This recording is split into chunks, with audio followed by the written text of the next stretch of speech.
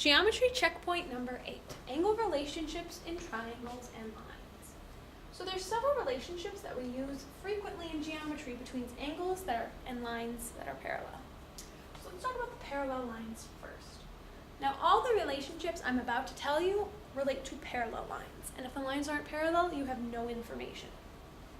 But when you have two parallel lines, which you can see by the arrows that are given saying that they're parallel, we know corresponding angles are equal or congruent.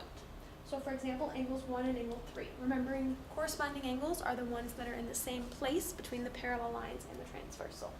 So for this one, they're both above the parallel line and to the left of the transversal.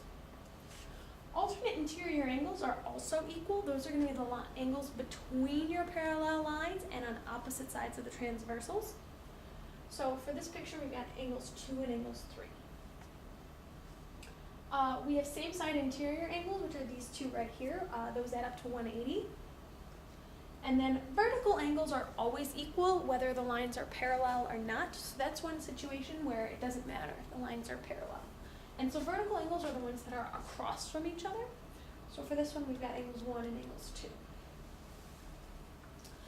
Linear pairs are also supplementary. Those are the ones where the angles form a nice straight line.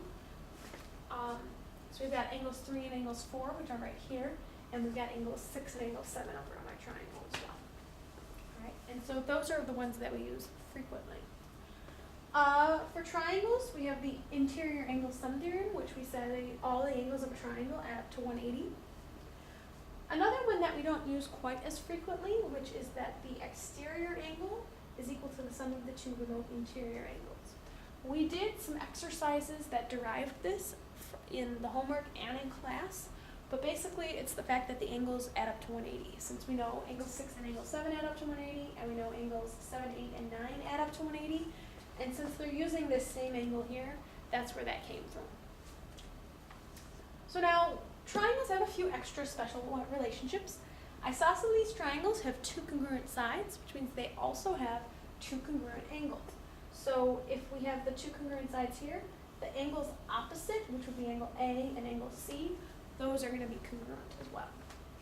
For an equilateral triangle, they have all congruent sides and they have all congruent angles. So we know all of the angles in this equilateral triangle are 60. Since we know the angles all add up to 180, and we know all the angles are equal, 180 divided by 3 gives us 60. So let's take a look at a few examples. So for this first example, solve for x.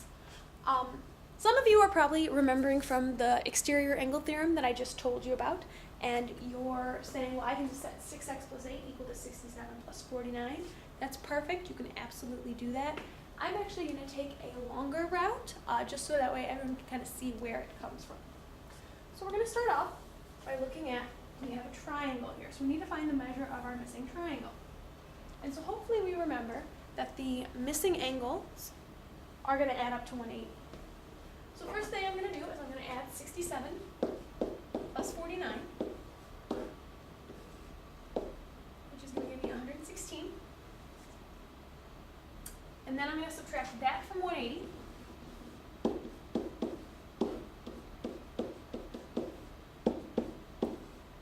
Which is going to give me 64. And that's going to be the measure of my angle here.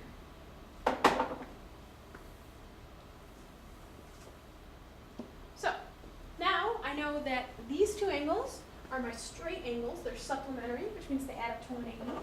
So, I'm going to add those up. We got 6x plus 8 plus 64. And I'm just going to set that equal to 180. Because again, my angles here are straight angles, and straight angles are supplementary, which adds up to 180. So now we're just going to go ahead and solve. So, I want to combine my like terms. So 64 plus 8 is going to give me 72. I'm just going to bring this 6x down. The next thing I want to do is I want to subtract 72 from both sides to get x by itself. So I'm left with 6x on my left. I subtract over here, so I get 8, 0, 1.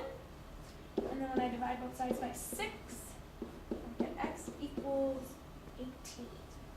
Which is perfect. Right.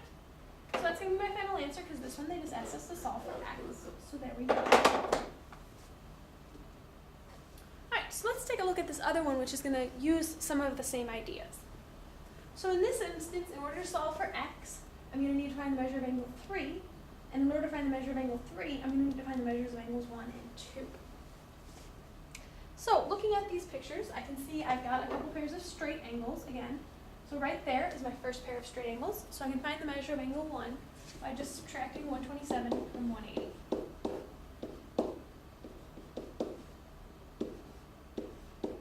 So I get 53, and I'm just going to write that on my picture so I don't forget.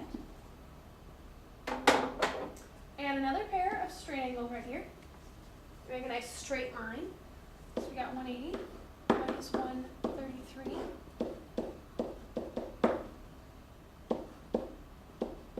Which gives us 47.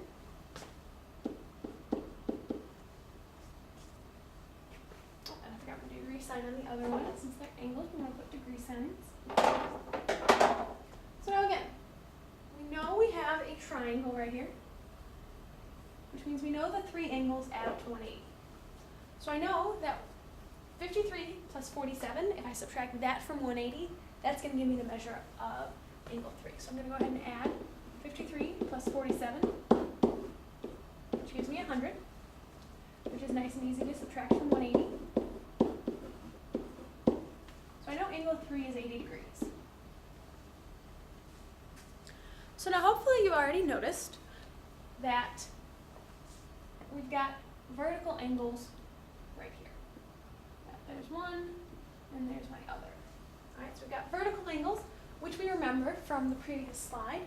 Vertical angles are equal. So I can go ahead and set 7x plus 3 equal to 80. So I'm going to go ahead and subtract 3 from both sides, which gives me 7x on the left, and I'm left with 77 on the right. I then divide both sides by 7, which gives me x equals 11. And then that's all they asked for in this problem, so sounds like we're good. And we can go ahead and take a look at the last example.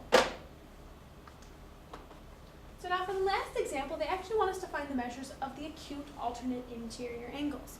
So I can't just solve for x for this one. I need to go back and plug them in and see what our angles are.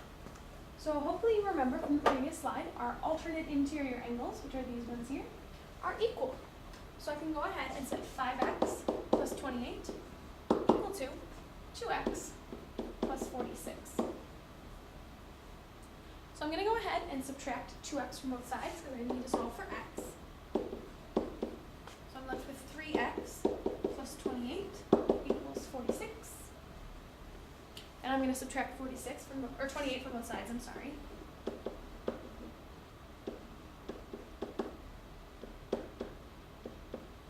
So I get 18, and then I'm going to divide both sides by 3.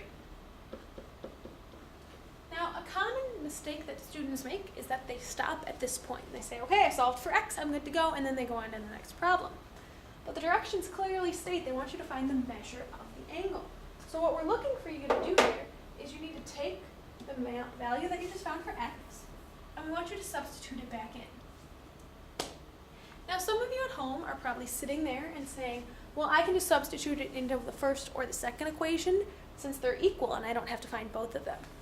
I'm going to substitute it into both of them to check my work since I should get the same answer for both of them.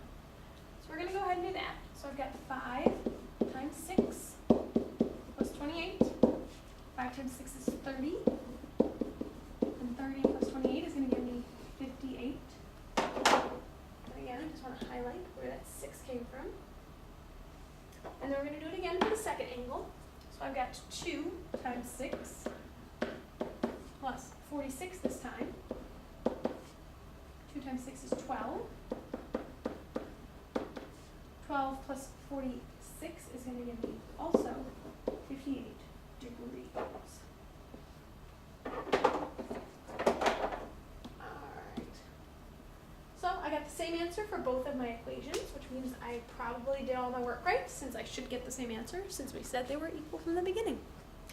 Hopefully that helps you understand a little more about how to solve for angles in both triangles and with parallel lines. As always, if you have any questions, you're free to email me at mbrener@d131.org. Thank you and have a good night.